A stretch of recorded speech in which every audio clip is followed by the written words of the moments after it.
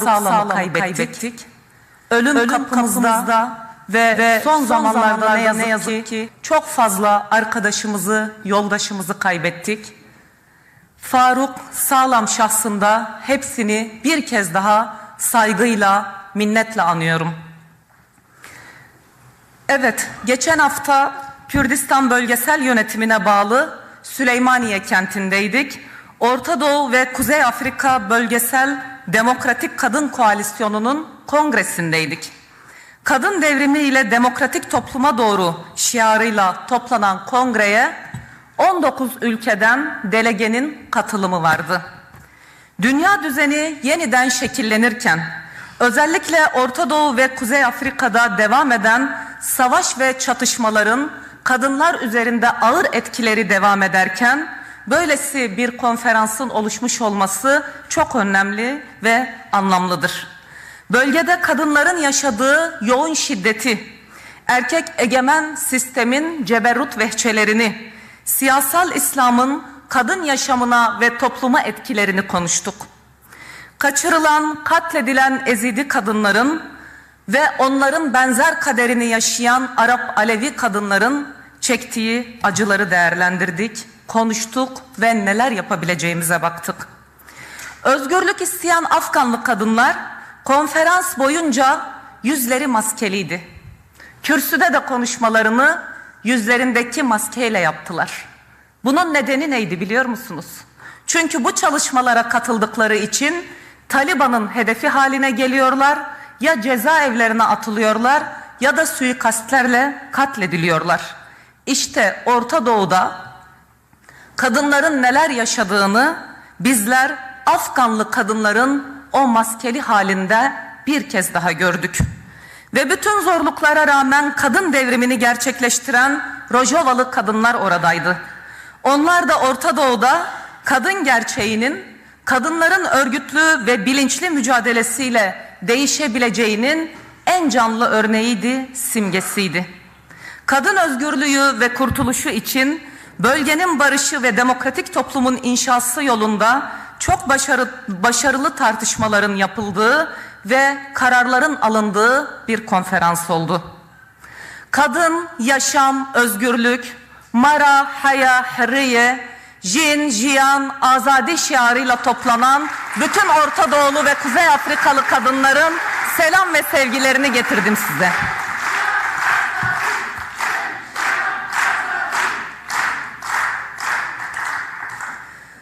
Evet değerli halklarımız, tarihi acılarla dolu coğrafyamızda yarın tarifi imkansız bir acının yıl dönümü. 21 Mayıs 1864 tarihinde bu coğrafyanın gördüğü en büyük soykırımlardan biri yaşandı. Kafkas dağlarından zorla sürgün edilen kadim Çerkes halkının yüz binlercesi hayatını kaybetti. Uluslararası toplum bu soykırımla yüzleşmelidir. Aramızda Çerkes dostlarımız var ve biraz önce grupta onlarla beraber sohbet ettik.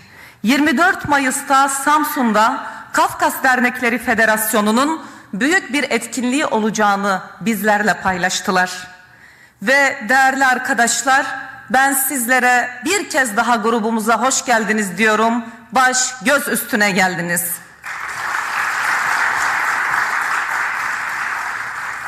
Değerli Çerkes kardeşlerim, acınız acımızdır. Bütün halkların acısı hepimizin ortak acısıdır. Bu elim günde hayatını kaybeden tüm Çerkes kardeşlerimi rahmetle anıyorum, aziz hatıraları önünde saygıyla eğiliyorum. Ve değerli halklarımız, ne yazık ki yaşadığımız coğrafya o kadar acılarla yoğrulmuş bir coğrafya ki acılarımızı konuşmadan bir grup toplantısını yapamaz bir durumdayız. Bildiğiniz üzere Mayıs kayıpların ayıdır. Yazarın deyimiyle Mayıs ayların gülüdür. Taze bir çiçek dalıdır. İçerim ateş doludur. Göz altında kayıplara karşı mücadele haftasındayız ve içerimiz ateş doludur. Arjantin'de canlı olarak geri getirin. Cumartesi meydanında kayıplar bulunsun, failler yargılansın. Dünyanın her köşesinde "Sevdiklerimiz nerede?" sloganıyla evrensel bir çağrı olarak yankılanmaya devam ediyor. Berfu ana, oğlunun ismini söylerken sesi hiç titremedi. Sakine Arat, evlat acısıyla yaşarken bile barış için çalıştı gece gündüz. Onlar bizim vicdanımızdır. Sadece kayıplarını değil, hakikati de barışı da aradılar. Mücadeleleri bize kalan en değerli mirastır. Hakikat olmadan adalet olmaz. Adalet olmadan barış olmaz. Barış olmadan bu topraklar huzura kavuşmaz. Unutmayalım. Hatırladığımız kadar güçlü, unuttuğumuz kadar da suçluyuz. Bu hüzün haftasında tüm kayıplarımızı saygıyla anıyorum. Dünyanın en uzun ve en kararlı eylemlerinden biri olan Cumartesi annelerinin gerçekleştirmiş olduğu eylemler tarihi anlam taşır. Ben burada sizlerin huzurunda Cumartesi annelerini yürekten selamlıyorum.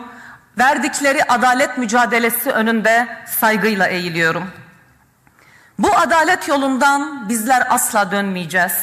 Barış, adalet ve demokrasi asla vazgeçmeyeceğimiz, uğrunda gece gündüz bedeli ne olursa olsun uğrunda mücadele edeceğimiz değerlerdir. Ve ben bu değerler için bu mücadelede yaşamını kaybeden, bu mücadelede yargısız infazlarda katledilen, bu mücadelede kayıp edilen bütün canlarımızı sizlerin huzurunda bir kez daha saygıyla, minnetle, dirençle anıyorum.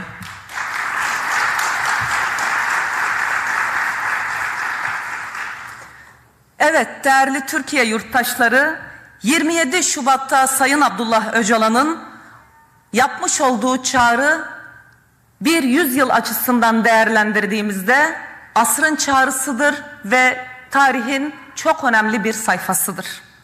Bu çağrı ülkemizde 50 yıllık çatışmayı bitirmek için eşsiz bir fırsattır. Ve PKK 12 Mayıs'ta kongre kararını duyurarak bir devri kapatıp yeni bir çağı açtığını açıkladı. PKK'nın 12 Mayıs açıklaması da bir milattır. Demokratikleşme ve barış ortamı için alınmış en önemli karardır ve bu bütün Türkiye halkları ve Orta Doğu halkları için de büyük bir şanstır. Şimdi herkes merakla elbette şu soruları soruyor. Bizler yaptığımız bütün halk toplantılarında, ziyaret ettiğimiz bütün kurumlarda, partilerde bu sorular bize geldi. Neydi bu sorular? Türkiye'de demokrasi nasıl gelişecek? Kürtlerin hakkı, hukuku ne olacak? Bütün kimlikler ve inançlar nasıl eşit ve özgürce yaşayacak? Bu soruların yanıtını bulmak elbette çözümün kendisidir. Bunu bulabilmek için daha fazla ortak paydada yan yana gelmeye ihtiyacımız var. Çözümün, barışın ve demokrasinin kapısını ardına kadar açarsak biz bu soruların yanıtını bulmuş oluruz. Şiddet ve çatışma gerekçesiyle ertelenen adımlar için artık herhangi bir engel kalmamıştır.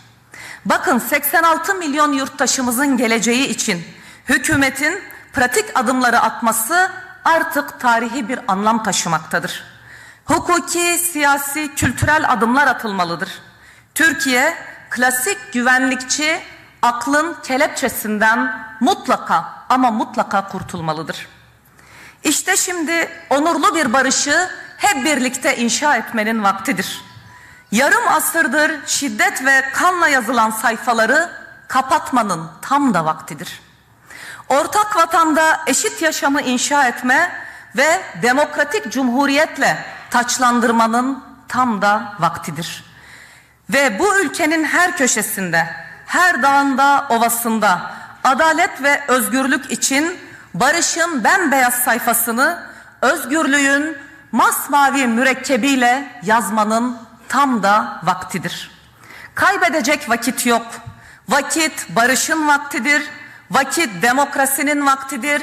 Vakit adaletin vaktidir. Barış, barış, barış. Adalet, adalet, adalet.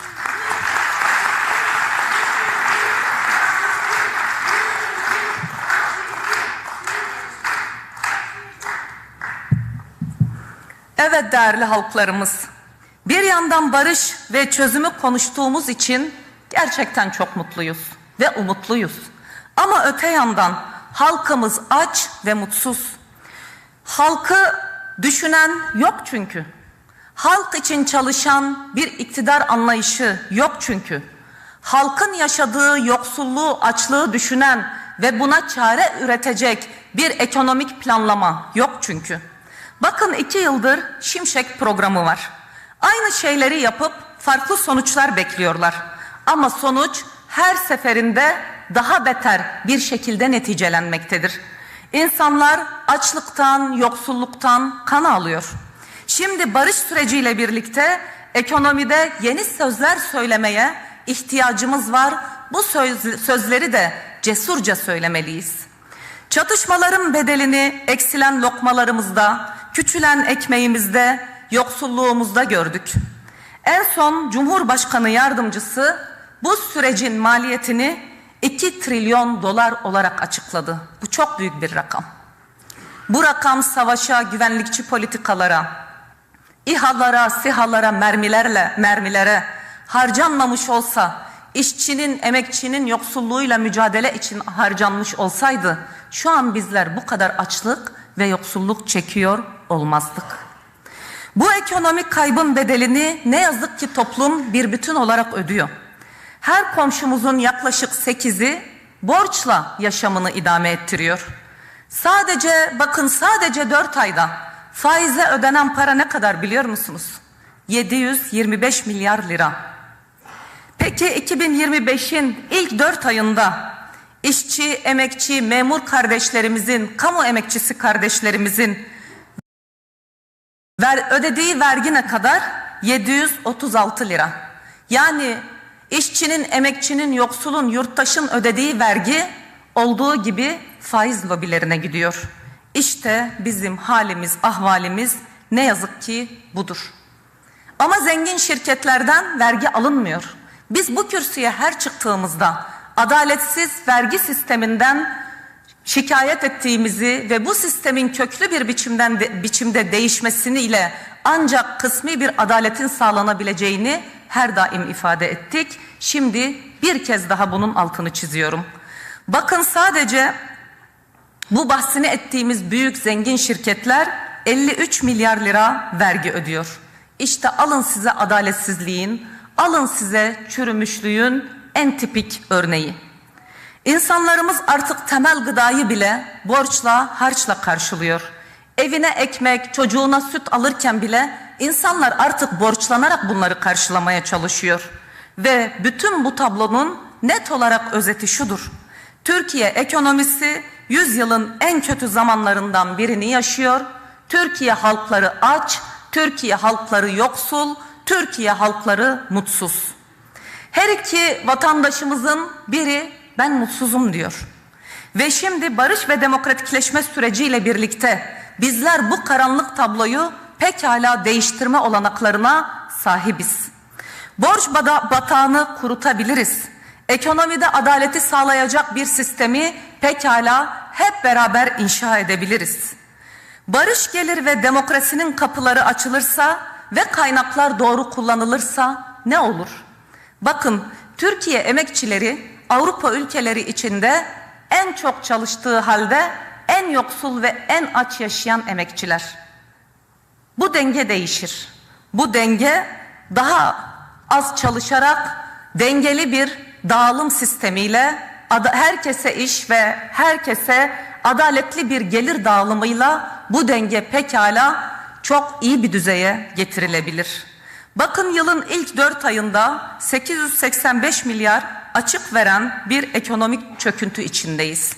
Ve şimdi Hazine ve Maliye Bakanı ülke ülke geziyor ve borç para bulmaya çalışıyor.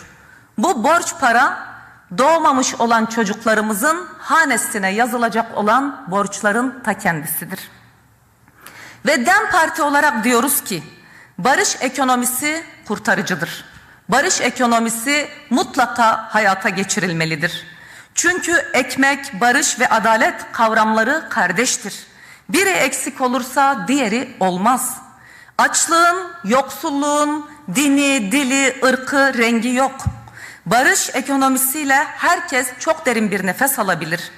Türk, Kürt, Arap, Ermeni, Çerkes ve burada sayamadığım bütün farklı halklardan ve inançlardan insanların barış ortamının tesis edilmesi, bu ortamı hep birlikte sağlamamızın koşullarının oluşması halinde pekala bizlerin sofrasındaki ekmek, ağzımıza giden lokma çok daha fazla büyüyecektir. Bu ülke ekonomisi krizden kurtulacaksa adil, eşit bir dağılımla kurtulacaktır. Barışla, demokrasiyle kurtulacaktır. Dem olarak da bizler hem fikirlerimizle, hem parti programımızla, hem gündelik hayattaki çalışmalarımızla, hem de emek alanındaki örgütlülüğümüzle pekala bizler bunun için çalışıyoruz, çalışmaya da devam edeceğiz. Bunun için deme ihtiyaç var. Mücadelemiz demini alıyor. Türkiye deme hazır, dem Türkiye'ye hazır. Dem bu sorunların çözümünde aktif, geliştirici, ilerletici bir irade ortaya koyma kararlılığındadır. Bu anlamıyla da mücadelemizi sonuna kadar işçi, emekçi kardeşlerimizle birlikte sürdüreceğiz. Bu da bütün Türkiye halklarına sözümüz olsun.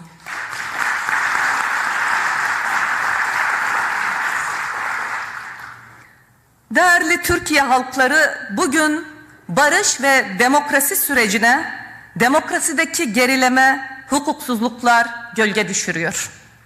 Bir düşünün, insanlar tweet atarken acaba ben gözaltına alınıp tutuklanır mıyım diye bir kaygı içinde oluyor. Seçtiğiniz belediye başkanının yerine kayyım atanıyor. Belediye başkanları, meclis üyeleri cezaevlerinde. Hukukun ve adaletin olmadığı bir yerde barış ve demokrasiye inanç nasıl gelişecek? Bunu bilen var mı? Toplum bunu soruyor. Bakın biraz önce söyledim. Yüzlerce halk toplantısı gerçekleştirdik bu süreçte. Ve inanın toplumun en temel sorularından birisi bu. Bu barış süreci, çözüm süreci ve adaletin tesis edilmesi ve demokratikleşme süreci nasıl olacak? Biz elbette bu sorulara yanıt bulmak zorundayız. Bakın, hukuk ve demokrasi barış güvercinin iki kanadıdır. Güvercin tek kanatla uçmaz. Bu iki kanadın birbirini tamamlaması lazım. O yüzden bizler bu iki kanadı tamamlamak için kimin üzerine görev ve sorumluluk düşüyorsa bu dönem elini taşın altına koyma dönemidir. Bakın, yarın Çağlayan Adliyesi'nde HDK ve kent uzlaşısından yargılanan arkadaşlarımızın duruşmaları var. Halkların Demokratik Kongresi'nin dediği gibi kente ortak olmak da, HDK'li olmak da suç değil. Tam da bu şiarla mücadele yürüten HDK'li yoldaşlarımız yarın adliyeye çıkarılacak. Ve buradan biz yargıya bir kez daha sesleniyoruz. Yarın bir tahliye kararı çıkması gerektiğinin altını bir kez daha çiziyoruz. Bu sürece hizmet etmesi bakımından bu atılacak adımların öneminin çok büyük olduğunu bir kez daha belirtiyoruz. Bakın, yine Kobani Kumpas davasında hala tutuklu bulunan arkadaşlarımız için bir yıldır gerekçeli karar hala yazılmadı. Bekliyoruz. Zeynep Karaman, Dilek Yağlı, Pervin Oduncu, Ali Ürküt, Alp Altınörs, Bülent Parmaksız, Nazmi Gür, İsmail Şengül, Günay Kubilay, Figen Yüksekdağ, Selahattin Demirtaş. Onlar da bunu bekliyor. Onların şahsında hapishanede bulunan bütün siyasi tutsakları, bütün mahpuslara buradan hep birlikte selam ve sevgilerimizi gönderiyoruz.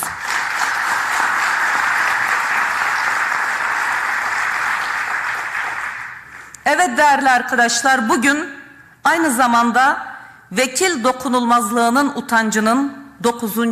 yıl dönümü. Dokunulmazlığın kaldırılmasının yıl dönümü. Türkiye bu utançtan da bir an önce kurtulmalıdır. Yargıya güven yerlerde sürünüyor.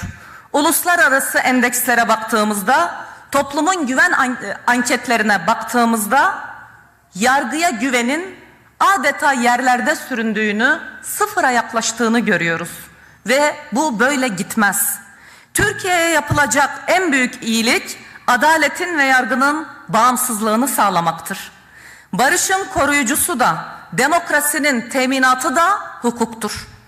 Barışı korumak, demokrasiyi geliştirmek, umudu büyütmek için adaleti tesis etmekten, hukuku tesis etmekten başka bir çaremiz yoktur. Ve bakın değerli halklarımız, Sayın Erdoğan barış ve demokratik toplum sürecinin arkasındayım dedi. Çok önemli. Meclisteki partiler bu sürece oldukça güçlü bir destek veriyor. Bu çok önemli. Sıra yasama, yürütme ve yargı erkinin sözünü eyleme dönüştürmesindedir. Bakın, yargı erki barışı güçlendirmek için bu sürecin doğasına uygun bir biçimde demokrasi ve hukuktan yana bir tutum almalıdır. Her düzeyde süreci geliştirecek ve topluma güven verecek adımlar atılmalıdır. Bugün toplumu da bizde de en büyük beklentilerden biri yasama kadar yargıdandır da aynı zamanda. Ve elbette nereden başlayabiliriz sorusuna verecek o kadar çok net yanıtımız var ki ve aslında çok uzun yanıtlar verebiliriz. Burada birkaçını özet olarak geçmek istiyorum. Çünkü Türkiye'de o kadar çok insan hakkı ihlali var ki biz onları burada bu kürsüden tek tek saymaya kalkarsak sanırım yarın sabaha kadar devam eder. Mesela barış akademisyenleri işlerine iade edilebilir. Hasta mahpuslar serbest bırakılabilir. Kayyımlar geri çekilebilir. Siyasetçiler, seçilmişler, gazeteciler, siyasi gerekçelerle cezaevlerinde tutulanlar, infazı yakılanlar bir an önce özgürlüklerine kavuşabilir. Ahim kararları acilen uygulanabilir.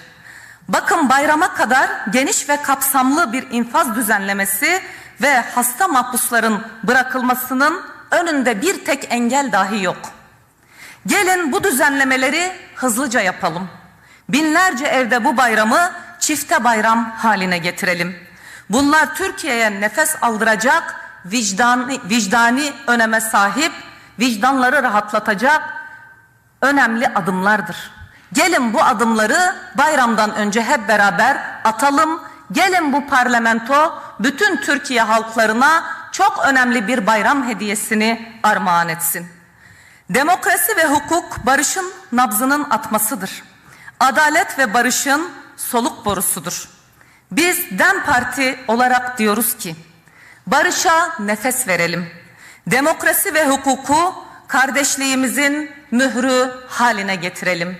Bunları asla ve asla şarta bağlayan değil, tam tersi toplumun kendisi buna ihtiyaç duyduğu için, tam tersi demokratikleşmenin kapısını aralayacağı için, tam tersi aramızdaki hukuki toplumsal sözleşmeyi güçlendireceği için bu adımların atılması gerekiyor. Bu anlamıyla değerli Türkiye halkları, atılmış mühim adımlar var. Biraz önce bahsettik. Her fırsatta bundan bahsediyoruz. Çünkü şu an Türkiye 100 yıllık Cumhuriyet tarihi boyunca en önemli tarihi dönemeçlerden birinden geçiyor. Tarihi kararların alındığı ve bu kararların güçlü bir biçimde hukukla, siyasetle, meclisle, parlamentoyla, yasalarla desteklenmesi gereken bir süreç. Ve bakın, bildiğiniz üzere PKK'nın 12 Mayıs'ta açıkladığı karar sonucu İmralı heyetimiz Sayın Öcalan ile bir görüşme gerçekleştirdi. Bu vesileyle Sayın Öcalan'ın barış ve demokratik toplum sürecine destek veren herkese selamlarını iletiyorum buradan.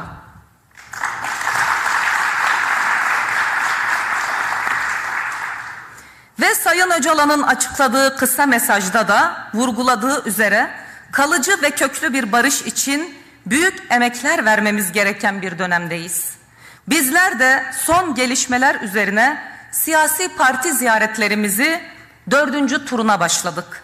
Dün DEVA ve Saadet Partisi ile görüştük. Bugün grup toplantımızın bitiminden sonra Cumhuriyet Halk Partisi, yeniden Refah Partisi ile görüşeceğiz. Devamında AKP, MHP dahil diğer siyasi partilerle görüşmeye devam edeceğiz. Bu ziyaretlerde artık barışa dair net bir projeksiyon üzerinde görüş alışverişinde bulunuyoruz. Meclisin neden önemli olduğunu, tarihi rolünü neden oynaması gerektiğinin üzerinde oldukça verimli istişareler yapıyoruz.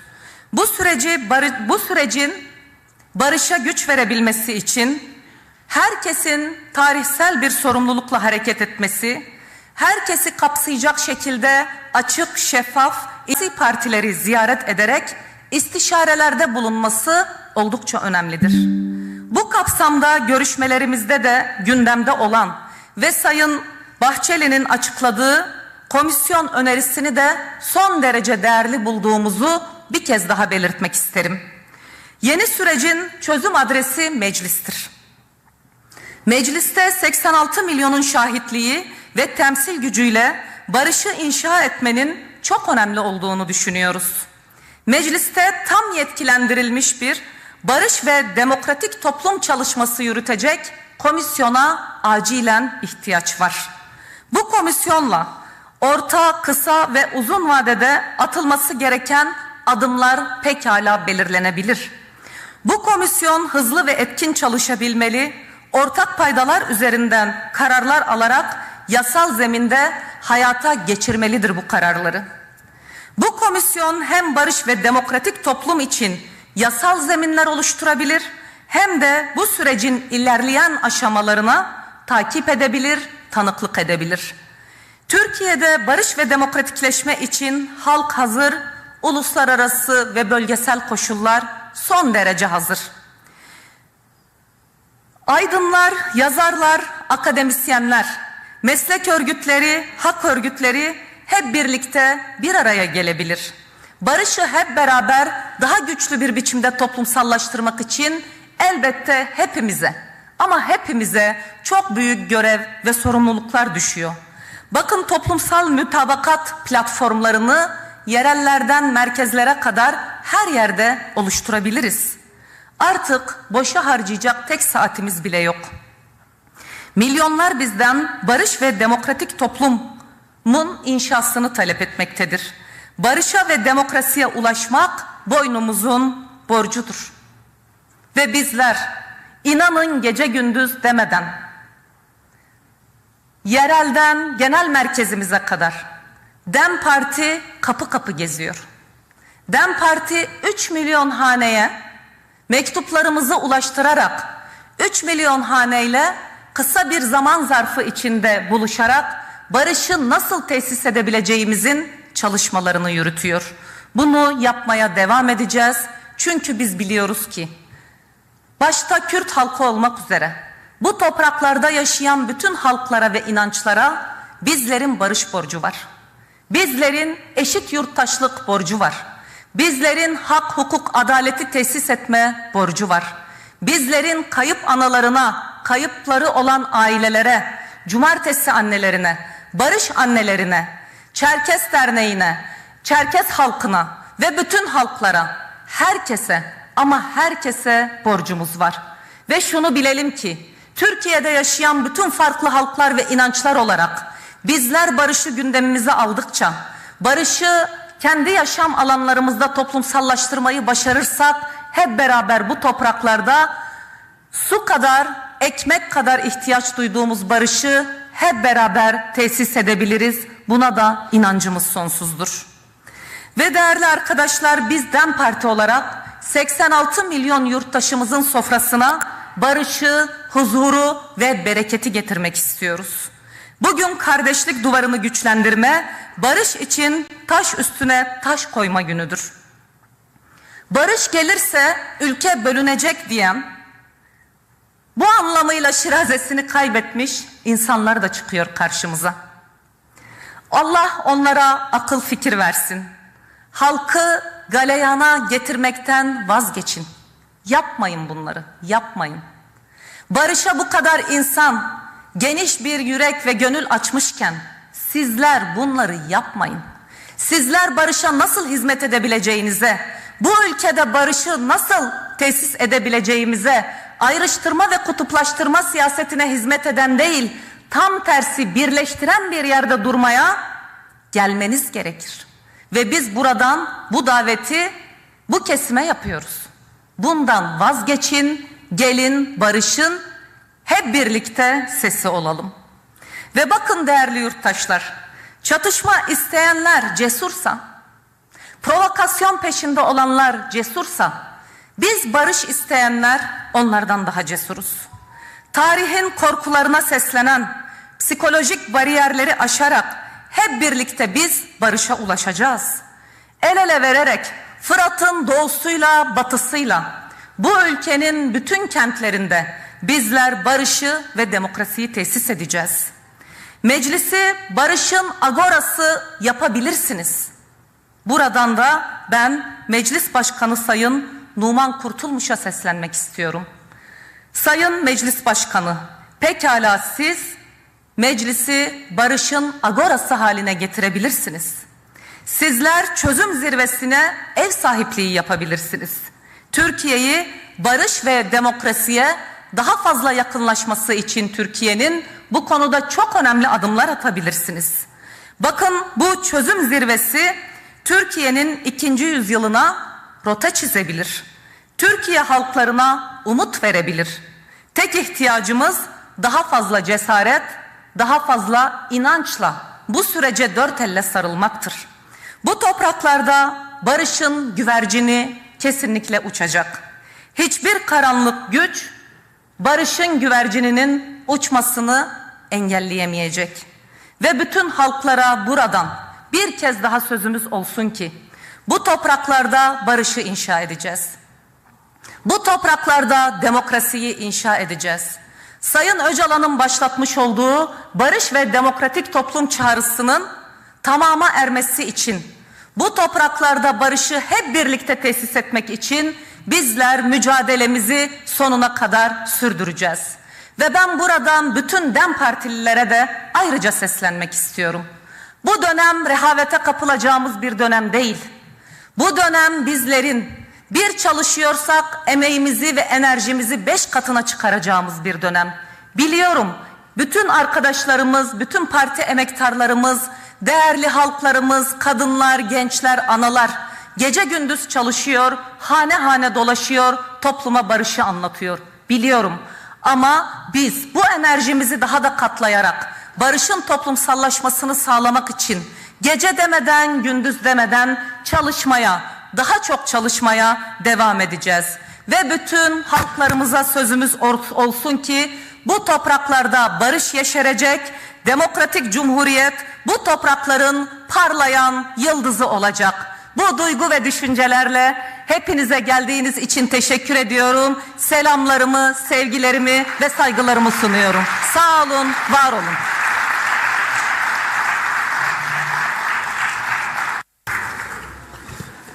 Sevgili eş genel başkanımız Tülay Hatimoğlu Oruç'a konuşmalarından dolayı teşekkür ediyoruz. Katılımınız için sizlere de teşekkür ediyoruz. Grup toplantımız sona ermiştir.